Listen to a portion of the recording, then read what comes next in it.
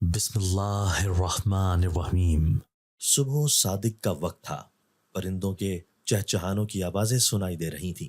परिंदे भी अपने मालिक की हम्दो सना में मसरूफ थे। लेकिन उस हवेली के मकीन तो यूं सो रहे थे जैसे अभी आधी रात हो। इस हवेली में उतरने वाले सवेरे को भी उस चीज की ख्वाहिश है कि काश यहाँ पर भी कोई ऐसा शख्स मौजूद हो जो अल्लाह ताला की रहमत हासिल करने के लिए दिन का आगाज कलाम इलाही से करे। इस हवेली का नाम तो नूर बाबा हवेली था। सारे इलाके में यह हवेली नूर बाबा हवेली के नाम से मशहूर थी। मुझे आज तक समझ ना आई थी कि यह हवेली अपने नाम के बरअक्स क्यों है। मुझे यकीन था कि तुम इस वक्त जाग रही होगी, इसलिए तुम्हारे पास ही मदद के लिए आ गया हूँ। हमारी भाभी को सारी रात आर्यान ने सोने नहीं दिया, इसलिए अब वो जागने वाली नहीं है। तुम ही जल्दी से मेरे लिए नाश्ता बना दो। पेंट कोट पहने भाई बिल्कुल तैयार खड़े थे। सुबह 8 बजे हैं। उन्हें तैयार देखकर मुझे हैरत हुई थी। तो है ना, आप आज इतनी जल्दी कैसे तैयार हो गए? भाभी के मजबूर करने पर भी 10 बजे से पहले ऑफिस के लिए नहीं निकलते थे। बस मजबूरी है, इसलिए उठना पड़ा है। एक बहुत अहम मीटिंग है। मेरी तो कोशिश थी कि मैनेजर साहब ही इस पार्टी को डील कर लें, लेकिन एक बहुत बड़ी पार्टी है, इसलिए मैं रिस्क नहीं ले सकता। भाई ने जल्दी से अपनी मजबूरी बताई और एक बार फिर नाश्ता बनाने का कहकर चले गए। मैंने सुबह 4 बजे का अलार्म इसलिए लगाया था ताकि दोपहर 2 बजे से शुरू होने वाले अपने पेपर को बहुत अच्छी तरह से तैयार कर सकूं। सब घर वाले मेरी इस आदत से अच्छी तरह से वाकिफ हैं कि मैं सुबह सहरी के वक्त रट्टा लगाकर याद करने की आदी हूँ। इसलिए भाई ने मेरे कमरे का रुख किया, क्योंकि वो जानते थे कि आज मेरा पेपर है। मैं इस वक्त बहुत तवज्जो से पेपर की तैयारी कर रही थी, लेकिन ना चाहते हुए भी भाई के लिए नाश्ता बनाने के लिए उठना पड़ा। अब क्योंकि घर के मालिकीन के मुलाजमीन भी देर तक सोने के आदी हैं। मैं इस घर की सबसे छोटी और लाडली बच्ची थी। हम 5 बहन भाई हैं। मेरे अलावा सबके सब पढ़ाई से फारिग हो चुके थे। सिर्फ मैं ही कॉलेज जाती थी, इसलिए सब दिन चढ़े तक सो रहते थे। उमर और यासिर भाई दोनों की ही शादी हो चुकी थी। उमर भाई का 6 माह का एक बेटा था, जबकि यासिर के घर अभी कोई औलाद न थी। भाई तीनों बहनों से बड़े थे, इसलिए पहले उनकी शादियां कर दी गईं। ईमान आपी ने एमए के एग्जाम दिए थे और रिजल्ट के इंतजार में थी, जबकि अम्मी जल्द से जल्द उनकी शादी करने का इरादा रखती थी। और इस सिलसिले में वो आए दिन मोहल्ले की खाला नसीमा को बुला लेती। खाला नसीमा हमारे मोहल्ले की मशहूर व मारूफ शख्सियत थी। मोहल्ले में कोई शख्स ऐसा न था जो उन्हें ना जानता हो, क्योंकि मोहल्ले के हर घर को कभी न कभी उनकी ज़रूरत पड़ ही जाती थी। रिश्ता करवाना उनका पेशा था, इसलिए अब तो हर रोज़ वो हमारे घर आते जाते दिखाई देती थीं। 12 बजे के बाद उस सुनसान वीरान हवेली में चहलकदमी की आवाज़ें सुनाई देने लगीं और आप ही अपने कमरे से निकलकर हाल में सोफों पर बैठ चुकी थी। हस्बे मामूल ऊंची आवाज से बातें करने में मसरूफ हो गई थी। कमरे में सुनाई देती उनकी आवाज़ों से मुझे शदीद कोफ्त महसूस हो रही थी, लेकिन मैं जानती थी कि उन्हें मना नहीं किया जा सकता। अम्मी, कितनी बार आपसे कहा है कि मेरे कमरे के दरवाजे के सामने बैठकर ऊंची आवाज से बातें मत किया करें, आर्यान डिस्टर्ब हो जाता है। रिदा भाभी की गुसीली आवाज सुनाई दी। अब कौन सा वक्त रह गया है सोने का? भी उठो और बच्चे को भी जगाओ, ताकि उसे सुबह उठने की आदत हो जाए। भाभी के शिकवे को खातिर में ना लाते हुए अम्मा ने कहा, बराए मेहरबानी आप अपना मशवरा अपने पास रखें। सारी रात वो रोता रहा है, सुबह के वक्त आकर उसकी आंख लगी है, और अब उसे मैं जगा दूं ताकि उसका रोना सुनती रहूं? भाभी ने झुंझुलाकर गुस्से से कहा, कि तुम किस लहजे में अम्मी से बात कर रही हो? क्या तुम्हें बड़ों से बात करने की तमीज नहीं है? ईमान आपी रिदा भाभी की बदतमीजी पर खामोश रहने वाली ना थी, इसलिए जल्दी से पूछा, अरे बीबी, जब पूरी रात बच्चे के साथ जागती रहोगी तो सुबह के वक्त दिमाग खराब होता है, लेकिन तुम्हें इसका क्या पता? कम से कम अम्मी को तो पता है कि बच्चों के साथ कितने पापड़ बेलने पड़ते हैं और कितनी नींद कुर्बान करनी पड़ती है। अगर वो इस वक्त सो गया है तो आप लोग ही खामोशी इख्तियार कर लें। भाभी ने अपना लहजा खुशगवार रखते हुए इंतहाई धीमे अंदाज से कहा था। वो जानती थी कि ईमान आपी ने कोई लिहाज रखे बगैर उन्हें सुनाना शुरू कर देना है, और शोर की आवाज से आर्यान भी जाग जाएगा। अच्छा अच्छा, तुम जाकर सो जाओ, हम आहिस्ता आवाज में बात कर लेती हैं। सुलह जो अंदाज से अम्मी ने कहा। मुलाजमा किचन में नाश्ता तैयार कर रही थी। दूसरी मुलाजमा घर की सफाई सुथराई करने में मसरूफ हो चुकी थी। अपने मतलूबा वक्त पर मैं कमरे से बाहर निकली और नाश्ता करने के बाद ड्राइवर के साथ कॉलेज आ गई। میرے تمام پیپرز ختم ہو چکے تھے، لیکن ہمارے گھر کے رسم و رواج میں کوئی فرق نہ آیا تھا۔ پیپرز سے فراغت حاصل کرنے کے بعد میں خود کو بہت تازہ دم محسوس کر رہی تھی۔ رات دیر تک اپنے فون پر مصروف رہی۔ بہت دنوں سے فون بہت کم استعمال کر رہی تھی۔ استعمال کرتے کرتے نہ جانے کس وقت میری آنکھ لگ گئی۔ باقی گھر والوں کی طرح میں بھی صبح دیر سے اٹھنے کی عادی تھی۔ صرف پیپرز کے دنوں میں صبح جلدی اٹھ جایا کرتی تھی۔ رات کو دیر سے سوئی تھی، لیکن پھر بھی صبح بہت جلدی آنکھ کھل گئی۔ پچھلے ایک ہفتے سے میں اسی وقت جاگتی تھی، اس لیے آج بھی آنکھ کھل گئی تھی۔ میں دوبارہ سونا چاہتی تھی لیکن نیند نہیں آ رہی تھی۔ کروٹیں بدل بدل کر تھک گئی تو بستر پر اٹھ کر بیٹھ گئی۔ کھڑکی کا پردہ ہٹایا تو تازہ ہوا کے جھونکے نے استقبال کیا۔ ابھی باہر مکمل طور پر روشنی نہ پھیلی تھی، ملگجا اندھیرا تھا۔ کھڑکی کے راستے باہر سے آنے والی ہوا نے میری ساری کسل مندی دور کر دی تھی۔ کھڑکی کے سامنے کھڑے ہو کر میں اس ہوا سے لطف اندوز ہونے لگی۔ مجھے باہر لان میں جا کر چہل قدمی کرنی چاہیے اور اس ٹھنڈی اور نرم ہوا سے مکمل طور پر لطف اٹھانا چاہیے، میں نے خود سے کہا اور لان میں آ گئی۔ آنکھیں بند کر کے میں ایک کرسی پر بیٹھ گئی۔ صبح کی تازہ ہوا کے سامنے اے سی کی ہوا مجھے کسی قابل بھی محسوس نہ ہو رہی تھی۔ ایسا پہلی بار نہیں ہوا تھا، لیکن نہ جانے کیا بات تھی کہ آج کی یہ تازہ ہوا مجھے بہت سکون دے رہی تھی۔ میرے ذہن پر چھایا غبار چھٹنے لگا تھا۔ صبح کی تازہ ہوا انسان کو صحت مند بناتی ہے اور پورا دن تر و تازہ رکھتی ہے۔ ہمیں تو صبح سویرے اٹھنے کی عادت ہی نہیں ہے۔ اللہ تعالیٰ کی اس خوبصورت نعمت سے فائدہ حاصل کر سکیں۔ نرم نرم گھاس پر چہل قدمی کرتے ہوئے میں نے سوچا، آج کے بعد میں کوشش کروں گی کہ رات کو جلد سے جلد سو جایا کروں اور صبح سویرے جلدی اٹھ کر تازہ ہوا سے اپنے دن کا آغاز کیا کروں۔ میں نے دل ہی دل میں فیصلہ کیا۔ مجھ پر دوبارہ نیند کا غلبہ آنے لگا تھا، لیکن میں اس خوبصورت موسم اور سورج نکلنے کے دل فریب مناظر کو اپنی آنکھوں سے دیکھنا چاہتی تھی، اس لیے نیند کو کسی خاطر میں نہ لایا۔ سورج کی نارنجی رنگ کی شعاعیں دیکھنے میں بہت بھلی لگ رہی تھیں۔ میں نہ جانے اور کتنی دیر اس منظر میں کھوئی رہتی، لیکن سورج نکلنے کے ساتھ ہی ہوا بند ہو گئی تھی اور اب میں گرمی کی وجہ سے پسینے سے شرابور ہو چکی تھی۔ کمرے میں واپس آئی تو کمرے میں موجود اے سی کو تمسخرانہ انداز سے میں نے دیکھا۔ تھوڑی دیر میں ہی میرا پسینہ خشک ہو گیا تھا اور میں دوبارہ سونے کی کوشش میں مصروف ہو گئی تھی۔ ناشتے کی ٹیبل پر سب ہی موجود تھے، کیونکہ آج چھٹی کا دن تھا۔ چھٹی کے دن یاسر بھائی بھی اپنی بیگم سونیا کے ساتھ ہمارے پوشن پر ہی ناشتہ کرتے تھے۔ سونیا بھابھی کا تعلق ایک امیر فیملی سے ہے، یہی وجہ تھی کہ انہیں سب کے ساتھ گھل مل کر رہنا پسند نہ تھا۔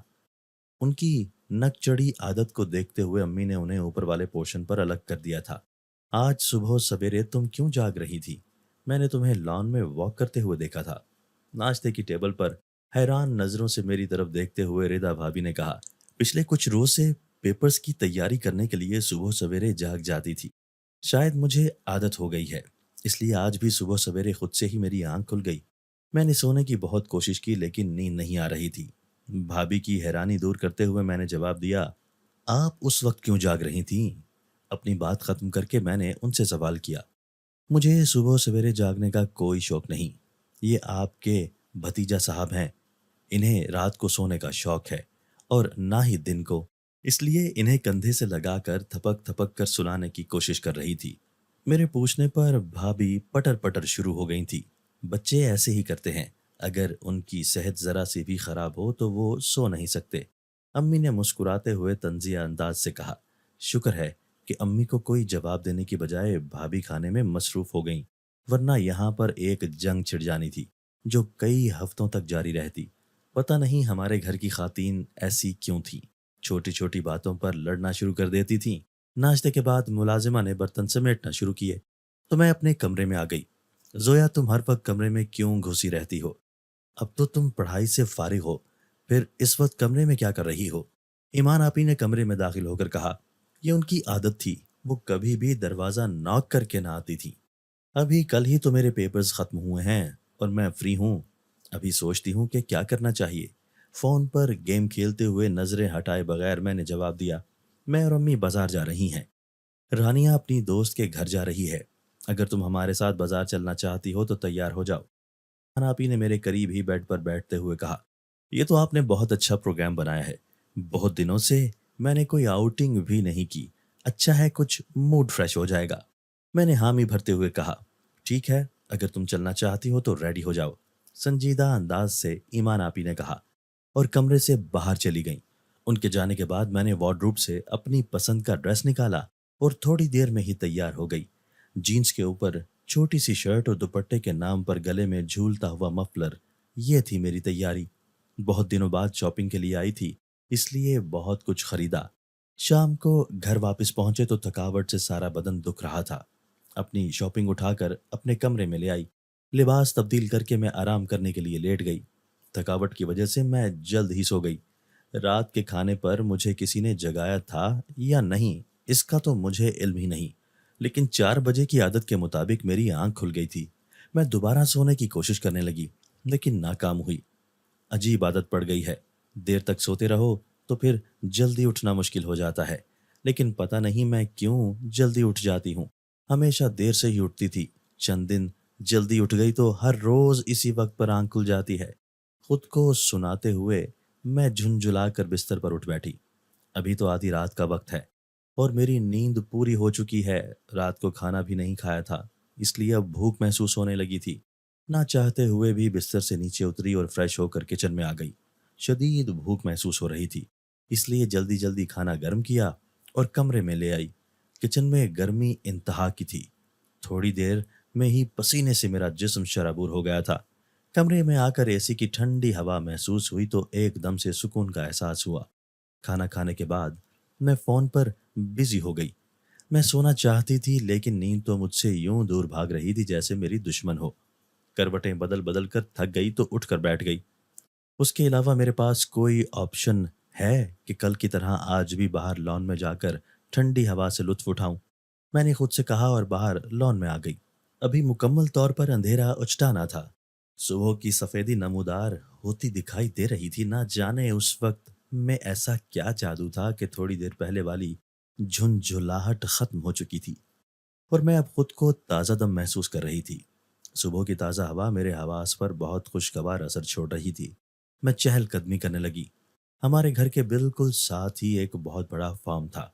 ये तो बकरियों का फार्म था, लेकिन हमारे घर के साथ मुल्हिका दीवार एक जगह से थोड़ी टूटकर ईंटें जमीन पर गिरी हुई थी। निगाह उठाकर मैंने देखा तो दूर तक कोई भी दिखाई नहीं दे रहा था। हालांकि फार्म की इमारत भी हमारे घर से इतनी दूर थी कि बिल्कुल छोटी सी नजर आ रही थी। फार्म के अहाते में मखसूस वक्फे से बेशुमार दरख्त लगे हुए थे। परिंदों के चहचहाने की आवाज कानों में रस घोल रही थी। बहुत महवियत से मैं उन दरख्तों को देख रही थी, जिन पर परिंदे सुबह सवेरे अपने मालिक के हकीकी के नाम की तस्बीह कर रहे थे। अचानक ही एक दरख्त के नीचे एक औरत नमाज पढ़ते हुए दिखाई देने लगी तो मुझे बहुत हैरत हुई। अभी कुछ देर पहले तो यहाँ पर कोई भी न था। ये औरत ना जाने कहाँ से आ गई। इससे पहले कि मैं वापसी के लिए मुड़ जाती, नमाज मुकम्मल करके औरत ने हाथ के इशारे से मुझे अपनी तरफ बुलाया। फासले पर होने की वजह से मैं उसके चेहरे के तासुरात नहीं देख सकती थी। मैं कमरे में वापस जाना चाहती थी, लेकिन ना जाने क्यों उस औरत की तरफ मेरे कदम बढ़ने लगे। अस्सलाम वालेकुम, कैसी हैं आप? उसके करीब पहुंची तो उसने जल्दी से अपनी खनकती हुई खूबसूरत आवाज से सलाम कर दिया। वालेकुम अस्सलाम, मैं ठीक हूँ। मेरी ही हम उम्र एक खूबसूरत लड़की थी जो हाथ में जाए नमाज पकड़े खड़ी थी। आप कौन हैं? यहाँ पर क्या कर रही हैं? मैंने हैरान होते हुए पूछा, क्योंकि यहाँ इर्द गिर्द कोई भी दिखाई नहीं दे रहा था। मेरा नाम फातिमा है और मैं इसी फार्म में रहती हूँ, उसने मुस्कुराकर जवाब दिया। ये तो बकरियों का फार्म है और मेरे नॉलेज के मुताबिक यहाँ पर तो मर्द ही मुलाजमीन होते हैं। हैरान होते हुए मैंने पूछा, आप बिल्कुल ठीक कह रही हैं, लेकिन यहाँ पर एक हिस्सा ऐसा भी बनाया गया है जहाँ पर मुलाजमीन अपनी फैमिलीज को रख सकते हैं। वो सामने वाली इमारत में यहाँ के मुलाजमीन अपनी फैमिली के साथ रिहाइश पजीर हैं। से एक तरफ इशारा करते हुए उसने कहा तो दरख्तों के झुरमुट में छुपी हुई एक इमारत का कुछ हिस्सा दिखाई दे रहा था। मैं तो समझ रही थी कि यह फार्म ही की इमारत है, इसमें जानवर ही रहते होंगे। लेकिन आपसे मिलकर बहुत खुशी हुई, खुशदिली से मैंने कहा। मैंने तो अपना नाम आपको बता दिया है, लेकिन आपका क्या नाम है वो आपने अभी तक नहीं बताया। ऐसा महसूस ही नहीं हो रहा था कि मैं इस लड़की के साथ पहली बार मिल रही हूँ। सॉरी, मुझे याद नहीं रहा कि मैं अपना तारुफ करवाती। मेरा नाम जोया है, میں نے مسکراتے ہوئے اپنا نام بتایا۔ آپ کی طرح آپ کا نام بھی بہت خوبصورت ہے۔ مجھے آپ سے مل کر بہت خوشی ہوئی۔ میں آپ سے مزید باتیں کرتی، لیکن ابھی قرآن پاک کی تلاوت کرنا باقی ہے، اس لیے آپ سے اجازت چاہوں گی۔ کل انشاءاللہ پھر یہاں پر آپ سے ملاقات ہوگی۔ انتہائی پیار بھرے انداز سے اس نے کہا۔ جی جی، آپ جا سکتی ہیں۔ میں بھی کوشش کروں گی کہ کل بھی اس وقت آپ سے ملاقات کر سکوں۔ میں نے بھی مسکراتے ہوئے اور واپسی کے لیے قدم بڑھا دیے۔ اچھی لڑکی تھی، آواز تو بہت ہی خوبصورت تھی۔ اس کی آواز سن کر مجھے بہت سکون مل رہا تھا۔ واپسی پر آتے ہوئے میں اس کے بارے میں سوچ رہی تھی۔ کمرے میں آ کر میں دوبارہ سونے کی کوشش کرنے لگی، کیونکہ سب گھر والوں نے 12 بجے سے پہلے تو اٹھنا ہی نہیں تھا۔ صبح کی تازہ ہوا کا اثر تھا۔ میں جلد ہی سو گئی۔ آج ورکنگ ڈے تھا، اس لیے عمر اور یاسر بھائی کو اٹھنا پڑا۔ حسب عادت بھابھی بھائی کے ساتھ ناشتہ کرنے کے دوران آریان کے رات جاگنے کے راپ بھی الاپ رہی تھی۔ حیرت تو اس بات کی تھی کہ کمرے کا دروازہ بند تھا، لیکن ان کی آواز سے محسوس ہو رہا تھا کہ میرے سامنے بیٹھ کر بول رہی ہوں۔ ان کی شور مچاتی ہوئی آواز اس سے بچنے کے لیے میں نے کانوں پر تکیہ رکھ لیا۔ صبح جلدی آنکھ کھل گئی تھی، اس لیے دوپہر تک سوتی رہی۔ فریش ہونے کے بعد سیدھی کچن میں گئی تاکہ ملازمہ کو جلد سے جلد ناشتہ بنانے کا کہوں۔ اس وقت بہت شدید بھوک لگ رہی تھی۔ گھر میں کسی کو بھی نہ پا کر میں نے حیرانگی سے ملازمہ سے پوچھا، ایمان بی بی اور بڑی بیگم صاحبہ تو آج پھر بازار گئی ہیں، ردا بیگم بھی آریان کو لے کر ڈاکٹر کے پاس گئی ہیں، اس لیے گھر میں خاموشی ہے۔ ملازمہ نے جواب دیا، دن کا کھانا بعد میں بنانا، پہلے مجھے ناشتہ بنا دو۔ ایک بار پھر میں نے ملازمہ سے کہا تو وہ سر ہلاتے ہوئے دوبارہ کچن میں چلی گئی۔ ناشتے سے فارغ ہو کر میں نے اپنی دوست کے گھر جانے کا ارادہ کیا۔ ابھی پڑھائی سے فارغ ہوئے صرف 2 دن ہی گزرے تھے۔ میں گھر میں بوریت محسوس کرنے لگی تھی۔ فون نکال کر اپنی دوست سہرش کو کال ملائی۔ میری طرح وہ بھی ابھی ناشتہ کر کے فارغ ہوئی تھی۔ کمرے میں آ کر سہرش کے گھر جانے کے لیے میں نے ایک خوبصورت سا ڈریس سلیکٹ کیا۔ بغیر آستینوں کے شارٹ شرٹ اور ٹراؤزر کپڑوں کی سلیکشن کے بعد میں نے جوتوں والی الماری کھول لی۔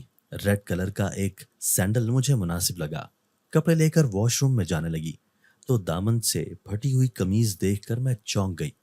ابھی تو اس میں کوئی چھید نہیں تھا، اچانک سے یہ قمیض کیسے پھٹ سکتی ہے؟ ڈریس کو دوبارہ بیڈ پر رکھتے ہوئے میں نے حیرانگی سے سوچا، میری نظر کا دھوکہ تھا یا کچھ اور؟ مجھے ابھی تک یقین نہیں آ رہا تھا کہ میری شرٹ کا دامن پھٹ چکا ہے، کہ تھوڑی دیر پہلے تو شرٹ بالکل ٹھیک تھی۔ اس بلیک ٹراؤزر کے ساتھ کوئی اور شرٹ پہن لیتی ہوں۔ پھٹی ہوئی شرٹ کو دور پھینکتے ہوئے میں نے کہا۔ سہرش کے گھر میں بھی اس وقت بہت خاموشی تھی۔ اس کی والدہ ایک سوشل ورکر تھیں۔ بابا اور بھائی اس وقت آفس میں ہوتے تھے۔ شام کا وقت میں نے اس کے ساتھ ہی گزارا اور اندھیرا پھیلنے سے پہلے ہی گھر واپس لوٹ آئی۔ میری واپسی سے کچھ دیر پہلے امی اور ایمان آپی بھی واپس آ گئی تھی۔ بھائی اور ردا بھابھی آج گھر پر نہ تھے۔ کھانے کے ٹیبل پر انہیں موجود نہ پا کر میں نے ان کی غیر موجودگی کے بارے میں امی سے پوچھا۔ عمر کی کال آئی تھی، آج وہ دونوں ردا کی امی کے گھر ہی رات کو ٹھہریں گے کہ ردا کا بڑا بھائی باہر کے ملک سے آیا ہے، وہ اس کے ساتھ کچھ ٹائم گزارنا چاہتے ہیں۔ امی نے تفصیل سے جواب دیا۔ کھانا کھانے کے بعد تھوڑی دیر واک کی اور دوبارہ اپنے کمرے میں سونے کے لیے آ گئی۔ کمرے میں آ کر مجھے ایک عجیب سا احساس ہوا۔ گلاب کے مہکتے پھولوں کی خوشبو پورے کمرے میں بکھری ہوئی تھی۔ حیران نظروں سے ادھر ادھر دیکھنے لگی تاکہ یہ پتہ چل سکے کہ یہ خوشبو کہاں سے آ رہی ہے۔ کمرے میں کوئی ایسی چیز موجود نہ تھی جس سے خوشبو نکل کر پورے کمرے میں پھیل جاتی۔ گلاب کے پھولوں کی ہلکی ہلکی مہک لمبے لمبے سانس لے کر میں اپنے اندر اتارنے لگی۔ مجھے تجسس ہو رہا تھا کہ کمرے میں گلاب کے پھولوں کی خوشبو کیوں پھیل رہی ہے، لیکن میں چاہنے کے باوجود بھی یہ نہ جان سکی۔ چاروں اطراف میں تلاش کرنے کے بعد ناکامی ہوئی تو کندھے اچکا کر بستر پر بیٹھ گئی۔ یہ مسحور کن خوشبو دماغ پر چھا رہی تھی۔ پھر مجھے احساس ہی نہ ہوا اور میں جلد ہی سو گئی۔ میں رات دیر تک انٹرنیٹ پر گیمز کھیلنا چاہتی تھی، لیکن نیند کا غلبہ ایسا تھا کہ سارا پروگرام دھرے کا دھرا رہ گیا۔ ایک اور حیرت انگیز بات بھی ہوئی کہ صبح 4 بجے ایک بار پھر میں بستر پر اٹھ کر بیٹھ چکی تھی۔ مجھے رہ رہ کر خود پر غصہ آ رہا تھا کہ آدھی رات کو جب سب گھر والے سو رہے ہوتے میں نہ جانے کیوں اٹھ کر بیٹھ جاتی ہوں۔ آج میں کمرے سے باہر نہیں جاؤں گی اور دوبارہ سونے کی کوشش کروں گی، ضدی انداز سے میں نے خود کو کہا۔ کسی ناسمجھ بچے کی طرح میں اپنے روٹھ جانے والی نیند کے ساتھ ضد لگا کر بیٹھ گئی۔ آنکھیں بند کر کے میں سونے کی کوشش کرتی رہی، لیکن ناکام رہی۔ ایک بار جی میں آیا کہ باہر لان میں جا کر تازہ ہوا سے لطف اندوز ہونا چاہیے، لیکن پھر اس خیال کو ذہن سے جھٹک دیا۔ آج میں نے خود سے عہد کیا تھا کہ میں جلد سے جلد دوبارہ سونے کی کوشش کروں گی۔ نیند تو کسی روٹھی ہوئی محبوبہ کی طرح مجھ سے روٹھ گئی تھی۔ اچانک مجھے محسوس ہوا میرے کمرے کی کھڑکی پر موجود شیشے کو نوک کیا گیا ہے۔ جلدی سے فون پر نگاہ ڈال کر ٹائم دیکھا تو صبح کے 5 بج رہے تھے۔ کھڑکی کا پردہ پیچھے کیا لیکن کوئی بھی دکھائی نہ دیا۔ اپنا وہم سمجھ کر میں دوبارہ بستر پر آ کر بیٹھ گئی۔ ایک بار پھر دستک کی آواز سنائی دی۔ پردہ پیچھے کر کے دیکھنے پر کوئی بھی دکھائی نہ دیا۔ اس وقت تو گھر میں کسی کے جاگنے کا امکان تو نہ ہونے کے برابر تھا۔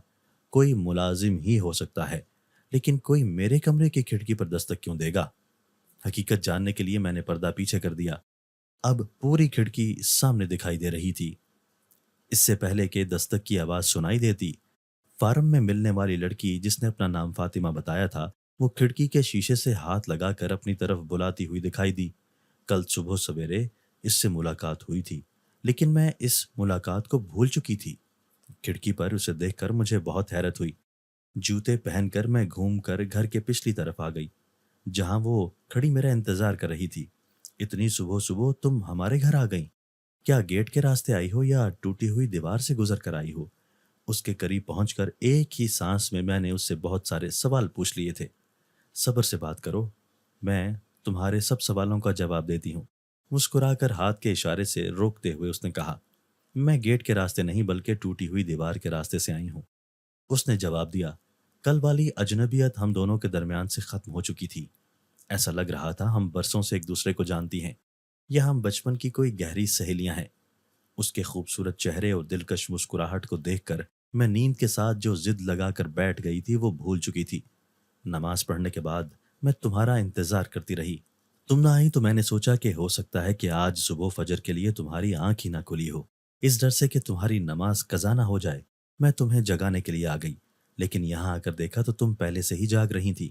فاطمہ نے اس وقت اپنے آنے کی وجہ بتائی۔ تمہارا بہت بہت شکریہ، تم نے میرے بارے میں سوچا۔ اپنے لیے اس کی فکر مندی مجھے بہت اچھی لگی تھی۔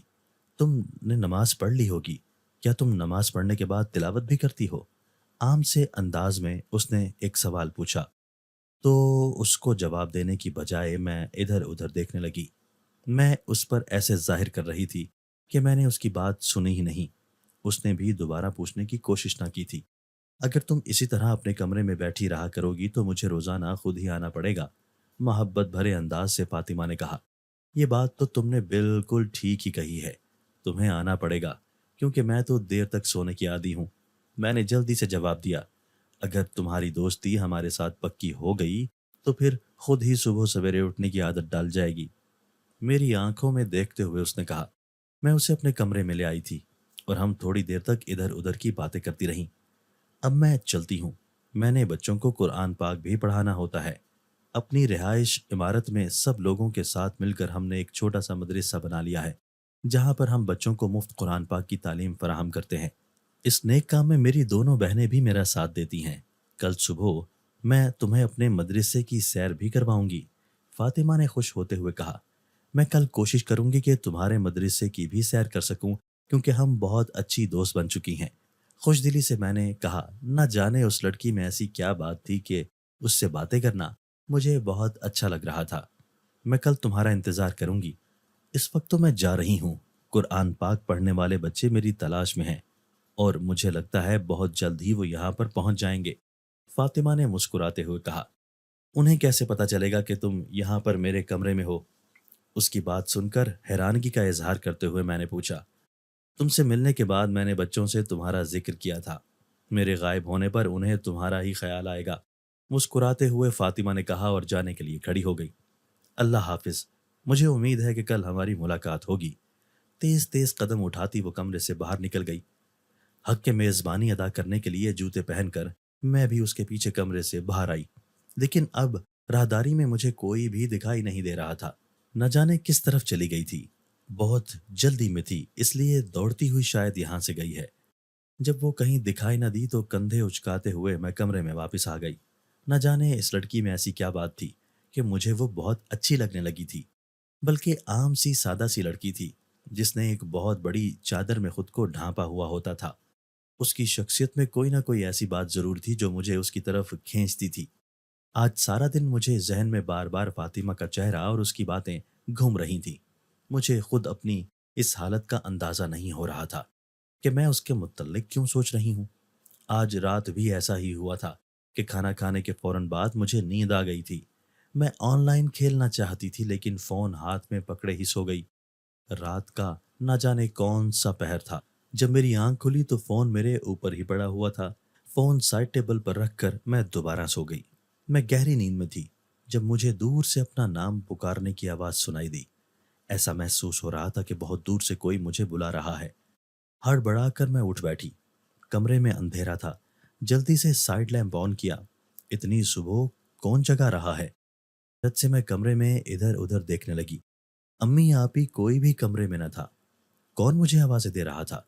हैरान होते हुए मैंने सोचा, अच्छा हुआ है कि मेरी आंख खुल गई है। मैंने फातिमा का मदरसा देखने भी जाना है। मैंने सोचा और फ्रेश होने के लिए वॉशरूम में चली गई। फातिमा का मदरसा देखने के लिए मैं बहुत पुरजोश हो रही थी और मुझे खुद भी अपनी इस कैफियत की समझ नहीं आ रही थी। खिड़की का पर्दा हटाकर देखा तो बाहर घुप अंधेरा था। दोबारा बिस्तर पर लेट गई। हल्की हल्की रोशनी नमूदार होगी तभी जा सकूंगी। अंदाजे के मुताबिक अब सहर फूट रही होगी। मैं बाहर लॉन में आ गई।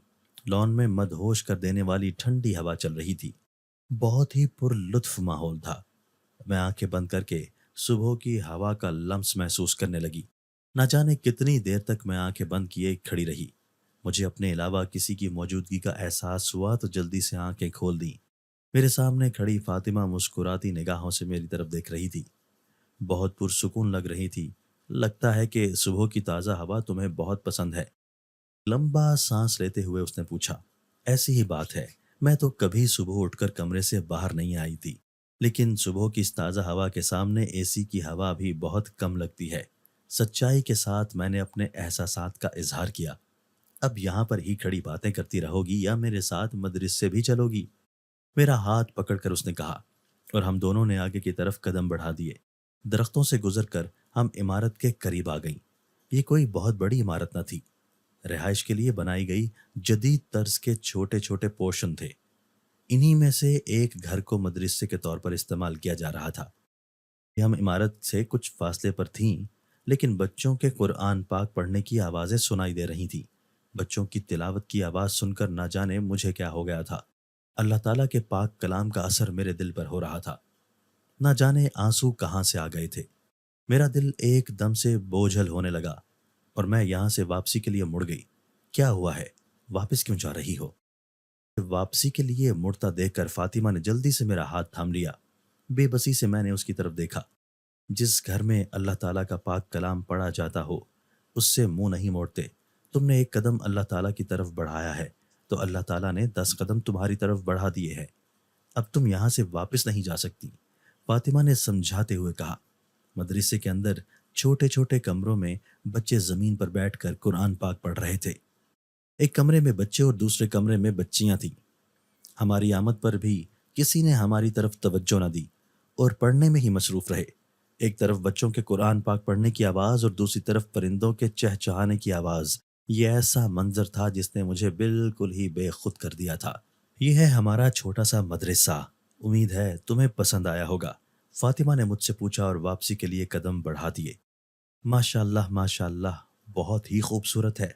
मेरा जी चाह रहा है कि मुझे भी यहाँ पर दाखला मिल जाए और मैं भी इन बच्चों के साथ रोज़ाना कुरान पाक की तिलावत किया करूँ। ये अल्फाज खुद ब खुद ही मेरे मुंह से निकल रहे थे। हैरत से मैं फातिमा की तरफ देखने लगी। बहुत अच्छी बात है। अगर तुम कुरान पाक पढ़ना चाहती हो तो कोई भी तुम्हें नहीं रोकेगा, बल्कि सब खुश होंगे। खुश दिली से फातिमा ने जवाब दिया। बातें करते हुए मुझे बिल्कुल एहसास ना हुआ। मैं अपने घर की चार दीवारी तक पहुंच आई थी। अब मैं चलती हूँ। बच्चे मेरा इंतजार कर रहे होंगे। अल्लाह हाफिज कहते हुए वापसी के लिए मुड़ गई। ऐसी बात न थी कि मुझे कुरान पाक पढ़ना नहीं आता था। बचपन में हमें कुरान पाक पढ़ाने कारी साहब घर आते थे, लेकिन अब मुझे یاد نہیں تھا کہ کتنا عرصہ ہو چکا ہے میں نے قرآن پاک کو کھولا بھی نہیں تھا۔ ہمارا خاندان مغربی رسم و رواج سے بہت متاثر تھا۔ ابا کا بزنس دونوں بھائی بہت اچھے سے چلا رہے تھے، روپے پیسے کی کوئی کمی نہ تھی۔ اپنے گھر کی بدنظمی اور بے سکونی دیکھ کر میں اکثر سوچتی تھی کہ کیا وجہ ہے کہ ہم عام لوگوں کی طرح زندگی نہیں گزار رہے۔ اس کا جواب مجھے کبھی بھی نہیں مل سکا تھا۔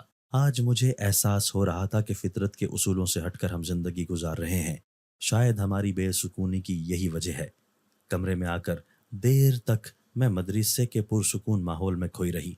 آج مجھے نیند بھی نہیں آ رہی تھی، اور عجیب بات ہے کہ میں سونے کی کوشش بھی نہیں کر رہی تھی۔ میں ابھی تک تلاوت اور پرندوں کے چہچہانے کی آواز میں کھوئی ہوئی تھی۔ بہت دیر سے جاگ رہی تھی، اس لیے اب شدید بھوک محسوس ہو رہی تھی۔ ملازمہ تو اتنی جلدی کچن میں آنے والی نہیں ہے۔ خود ہی اپنے لیے ناشتہ بنانے کی کوشش کرتی ہوں۔ کچن کی ابتر حالت دیکھ کر مجھے کچھ سمجھ نہیں آ رہی تھی کہ کیسے ناشتہ بنانا شروع کروں۔ صاف اور گندے برتن بے ترتیبی سے ادھر ادھر بکھرے ہوئے تھے۔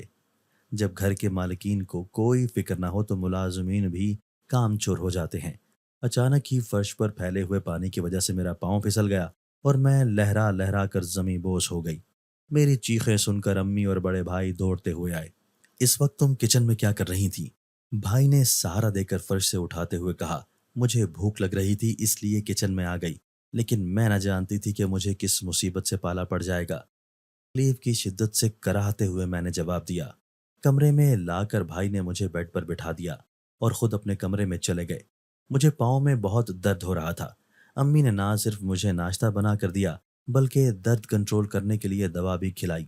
تکلیف کی شدت کسی طور پر بھی کم نہ ہو رہی تھی، اس لیے آفس جانے سے پہلے امی اور بھائی مجھے ہاسپٹل لے گئے۔ ایکس رے سے پتہ چلا کہ پاؤں کی ہڈی فریکچر ہو چکی ہے۔ بیٹھے بٹھائے مصیبت میں مبتلا ہو چکی تھی۔ مجھے اپنی بے وقت کی بھوک پر غصہ آ رہا تھا۔ پاؤں پر پلستر کرنے کے بعد ڈاکٹر نے 3 ہفتے کے لیے بیڈ ریسٹ بتایا تھا۔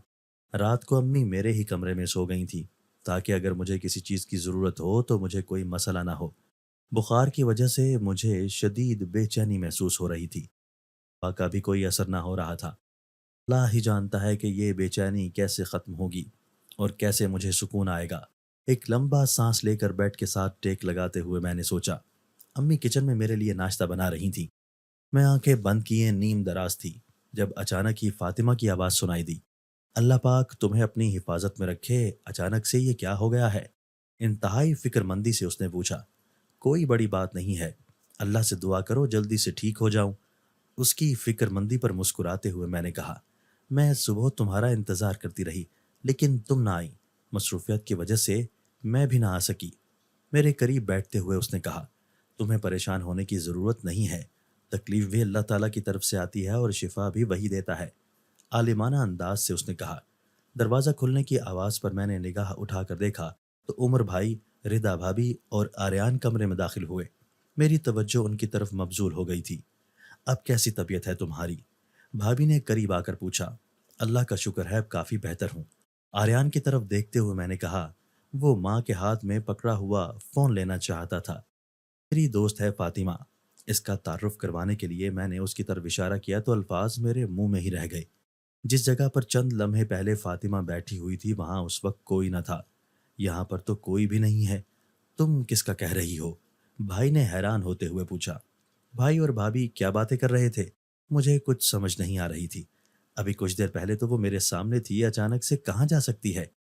میں چاروں اطراف میں دیکھتے ہوئے میں نے سوچا، لیکن وہ کہیں بھی دکھائی نہیں دے رہی تھی۔ ان 2 ہفتوں کے درمیان وہ روزانہ میرے پاس آتی رہی۔ اس کی باتیں میرے دل پر اثر کرتی رہیں۔ اس کے الفاظ میں ایسی تاثیر تھی کہ مجھے اپنی زندگی پر شرمندگی محسوس ہوتی تھی۔ ایک دن وہ میرے پاس آئی تو اسے دیکھ کر میں خود پر قابو نہ رکھ سکی اور رونے لگی۔ کیا ہوا ہے؟ کیوں رو رہی ہو؟ مجھے روتا دیکھ کر اس نے پریشانی سے پوچھا۔ میں بھی تمہاری طرح نیک بننا چاہتی ہوں، اللہ تعالیٰ کے بتائے ہوئے راستے پر چلنا چاہتی ہوں۔ ہاتھ کی پشت سے آنسو صاف کرتے ہوئے میں نے کہا، اس میں رونے والی کون سی بات ہے؟ اگر تم نے فیصلہ کر لیا ہے تو پھر پچھتاوا کس بات کا؟ میرا ہاتھ اپنے ہاتھ میں پکڑ کر تسلی دیتے ہوئے اس نے کہا، اگر تمہارے دل میں اللہ تعالیٰ نے یہ بات ڈال دی ہے تو دیر مت کرو، جتنی جلدی ہو سکتا ہے خود کو بدل دو۔ مسکرا کر فاطمہ نے سمجھاتے ہوئے کہا، اس کے لیے مجھے کیا کرنا چاہیے؟ پر امید نگاہوں سے اس کی طرف دیکھتے ہوئے میں نے پوچھا۔ سب سے پہلے وضو کرو اور 2 نفل شکرانے کے ادا کرو۔ جس اللہ نے تمہارا دل پھیر دیا ہے اس کا شکر ادا کرنا تو بنتا ہے نا۔ جب میں بہت چھوٹی تھی اور قاری صاحب ہمیں قرآن پاک پڑھانے کے لیے آیا کرتے تھے تب میں وضو کیا کرتی تھی۔ مجھے اب وضو کرنا بالکل بھی یاد نہیں۔ کیا تم میری مدد کر سکتی ہو؟ شرمندگی سے سر جھکا کر میں نے کہا، یہ تو کوئی مسئلہ نہیں ہے۔ میں بھی جب چھوٹی تھی تو اکثر بھول جاتی تھی، لیکن پھر میری ماں نے مجھے ایسا سکھایا کہ کبھی بھول نہیں سکی۔ میری شرمندگی پر ہنسنے کی بجائے فاطمہ نے سنجیدگی سے کہا۔ اس کی مدد سے میں واش روم میں آ گئی۔ سب سے پہلے بسم اللہ پڑھ کر ہاتھ دھونے ہیں۔ اس سے ہمارے ہاتھ پاک ہو جاتے ہیں اور گناہ جھڑ جاتے ہیں۔ کلی کرنے سے ہماری زبان پاک ہو جاتی ہے اور ناک میں پانی ڈالنے پر جو گندگی، بو ہم نے سونگھی ہوتی ہے اس کا اثر ختم ہو جاتا ہے۔ چہرہ دھونے سے چہرہ پر نور ہو جاتا ہے۔ وضو کے تمام فرائض کے ساتھ ساتھ مجھے ایسے طریقے سے سمجھا رہی تھی کہ ہر بات ذہن نشین ہو رہی تھی۔ وضو کرنے کے بعد میری بے چین اور بے قرار طبیعت کو ایک دم سے سکون مل گیا تھا۔ میں کھڑے ہو کر یا زمین پر بیٹھ کر نماز نہیں پڑھ سکتی تھی، اس لیے کرسی پر بیٹھ کر سامنے میز رکھ لیا۔ جب میں نے اللہ تعالیٰ کا شکر ادا کیا اور اپنا سر سجدے پر رکھا تو ایک ایسا سرور دل میں اتر آیا جس کو میں کوئی نام نہیں دے سکتی۔ مجھے اپنی گزاری ہوئی زندگی پر بہت شرمندگی ہو رہی تھی جس میں اپنے مالک حقیقی کو بھول چکی تھی۔ فاطمہ ہر روز دن کے وقت میرے پاس آتی۔ ایک بات جو میں نوٹ کر رہی تھی، وہ اس وقت میرے پاس آتی تھی جب کوئی بھی میرے کمرے میں موجود نہ ہوتا تھا۔ میرے خیال میں میرے پاس ایسے وقت میں جب میں بالکل اکیلی ہوتی ہوں اس لیے آتی تاکہ اس کا سامنا گھر کے کسی فرد سے نہ ہو سکے۔ شاید وہ کسی کے سامنے نہ آنا چاہتی ہو تاکہ اس کا پردہ قائم رہے۔ میں نے خود سے ہی اندازہ لگا لیا تھا۔ اصل وجہ میں نہیں جانتی تھی۔ مجھ میں بہت سی تبدیلیاں رونما ہو چکی تھیں۔ میں جو ہر وقت دوپٹے سے بے نیاز رہتی تھی اب اچھی طرح سے اپنے ارد گرد لپیٹ کر رکھتی تھی۔ سب گھر والوں نے میری اس تبدیلی کو محسوس کر لیا تھا۔ دبے لفظوں میں سب نے مجھے پینڈو اور جاہل تک کہہ دیا تھا، لیکن مجھے کسی کی کوئی پرواہ نہیں تھی۔ ایک دن ایک ایسا ہولناک واقعہ رونما ہوا جس نے ہم سب کی زندگی بدل دی۔ ہم نے کبھی سوچا بھی نہیں تھا کہ ایسا بھی ہو سکتا ہے۔ چھٹی کا دن تھا، معمول کے مطابق سب دیر سے جاگے تھے۔ میں اب اس قابل ہو چکی تھی کہ کسی کے سہارے کے بغیر پاؤں گھسیٹ کر چل سکتی تھی۔ ملازمہ کچن میں ناشتہ بنا رہی تھی کہ اچانک ہی امی کی طبیعت خراب ہونے لگی اور انہیں سانس لینے میں دقت ہو رہی تھی۔ دیکھتے ہی دیکھتے چند لمحوں میں ہی ان کی طبیعت اس قدر بگڑ گئی کہ وہ بے ہوش ہو کر زمین پر گر گئیں۔ ایمرجنسی میں انہیں ہسپتال پہنچایا گیا، لیکن ہارٹ اٹیک کی وجہ سے وہ جان کی بازی ہار گئیں۔ یہ خبر ہم سب پر بجلی بن کر گری۔ کچھ سمجھ نہیں آ رہی تھی کہ کیا کریں۔ یہ سوچا بھی نہ تھا کہ ہماری ماں ہمیں یوں بھی چھوڑ کر جا سکتی ہے۔ یہ دکھ اتنا بڑا تھا کہ ارد گرد کی کوئی خبر نہ رہی تھی۔ عزیز رشتہ دار گھر میں جمع ہو رہے تھے، ہر کوئی ہمیں تسلی دینے کی کوشش کر رہا تھا۔ اس وقت میں نے دیکھا کہ فاطمہ میرے قریب آ کر کھڑی ہوئی ہے۔ اسے دیکھ کر میں بلک بلک کر رو دی۔ رونے سے بہتر ہے میت کے قریب بیٹھ کر تلاوت کی جائے، ایک بزرگ عورت نے اونچی آواز سے کہا۔ تو میں نے پر امید نگاہوں سے فاطمہ کی طرف دیکھا۔ اس نے اسبات میں سر ہلا دیا۔ میرے ساتھ ہی کھڑے ہو کر اس نے سر جھکا کر ہاتھ باندھ لیے اور اپنی خوبصورت آواز میں قرآن پاک کی تلاوت شروع کر دی۔ اس کی آواز سنتے ہی ہر طرف خاموشی چھا گئی۔ ایسی خوبصورت آواز اس سے پہلے میں نے کبھی نہ سنی تھی۔ ارد گرد سے بے خبر وہ خوبصورت آواز میں اللہ تعالیٰ کا کلام پڑھ رہی تھی جو لوگوں کے دلوں پر اثر کر رہا تھا۔ ایسا رکت آمیز منظر تھا کہ میں اسے لفظوں میں بیان نہیں کر سکتی۔ الفاظ کا مطلب کسی کو آتا تھا یا نہیں اس کا تو مجھے پتہ نہیں، لیکن اللہ تعالیٰ کے کلام میں کچھ ایسا اثر تھا کہ دل کی دھڑکن بے قابو ہو رہی تھی۔ ہر آنکھ اشک بار اور سر ندامت سے جھکے ہوئے دکھائی دے رہے تھے۔ فاطمہ تو بہت جذبے سے تلاوت کر رہی تھی۔ جس بشر کے کان تک اس کی آواز جا رہی تھی وہ اپنے آپ میں نہیں دکھائی دے رہا تھا۔ جنازہ کے بعد بھی ہر کوئی فاطمہ کے بارے میں پوچھ رہا تھا۔ ایک عجیب بات تھی، فاطمہ کی تلاوت سننے کے بعد میرے بے قرار دل کو چین آ گیا تھا۔ اس حقیقت کو تسلیم کر لیا تھا کہ ہر انسان نے ایک نہ ایک دن مرنا ہے۔ اس دن کے بعد فاطمہ دوبارہ مجھے دکھائی نہ دی تھی، لیکن امی کی اچانک موت نے ہم سب کو بدل دیا تھا۔ وہ گھر جہاں صبح کے وقت موت جیسی خاموشی ہوتی تھی، وہاں اب چہل پہل ہونے لگی تھی۔ سب کو صبح نماز کے لیے جگانے کی ذمہ داری میں نے اپنے ذمہ لے لی تھی۔ ابتدائی دنوں میں مجھے بہت مایوسی ہوتی تھی کیونکہ کوئی بھی نہ اٹھتا تھا، لیکن آہستہ آہستہ میں اپنے مقصد میں کامیاب ہو رہی تھی۔ فاطمہ کا کچھ پتہ نہ تھا۔ میرا پاؤں ٹھیک ہو چکا تھا، اس لیے میں نے خود ہی فاطمہ کی طرف جانے کا فیصلہ کیا، اور ایک دن شام سے کچھ پہلے میں فارم کی طرف چلی گئی۔ درختوں کی بہتات تھی۔ اس وقت بکریاں اور ان کے بچے بھی ادھر ادھر دکھائی دے رہے تھے۔ اس سے پہلے میں جب بھی آئی تھی صبح کے وقت آئی تھی، اس لیے کبھی کوئی جانور نہ دکھا تھا۔ ایک بزرگ آدمی پودوں کو پانی لگا رہے تھے۔ حیرت کی بات تو یہ تھی کہ ملازمین کی رہائش کے لیے جو عمارت فاطمہ نے مجھے دکھائی تھی وہ اب مجھے دکھائی نہیں دے رہی تھی۔ شاید مجھے صحیح راستے کا علم نہیں ہے۔ حیران ہوتے ہوئے میں نے سوچا، یہاں پر ایک مدرسہ تھا جس میں فاطمہ پڑھاتی ہیں، کیا آپ مجھے بتا سکتے ہیں کہ وہ کس طرف ہے؟ پودوں کو پانی دیتے اس بزرگ آدمی سے میں نے پوچھا، بیٹا بکریوں کا فارم ہے، یہاں پر مدرسہ کہاں سے آ گیا؟ اس شخص نے حیران نظروں سے میری طرف دیکھتے ہوئے جواب دیا، یہاں پر ہی تو مدرسہ تھا، میں نے خود دیکھا تھا۔ انگلی سے اشارہ کرتے ہوئے میں نے کہا، بیٹی آپ کو کوئی غلط فہمی ہوئی ہے، یہاں پر ملازمین کی رہائش کے لیے تو کوئی نظام موجود ہی نہیں ہے، بلکہ ہم 3 آدمی یہاں پر کام کرتے ہیں۔ میری پوری بات سننے کے بعد اس آدمی نے جواب دیا، اسے میری ذہنی حالت پر شک ہو رہا تھا۔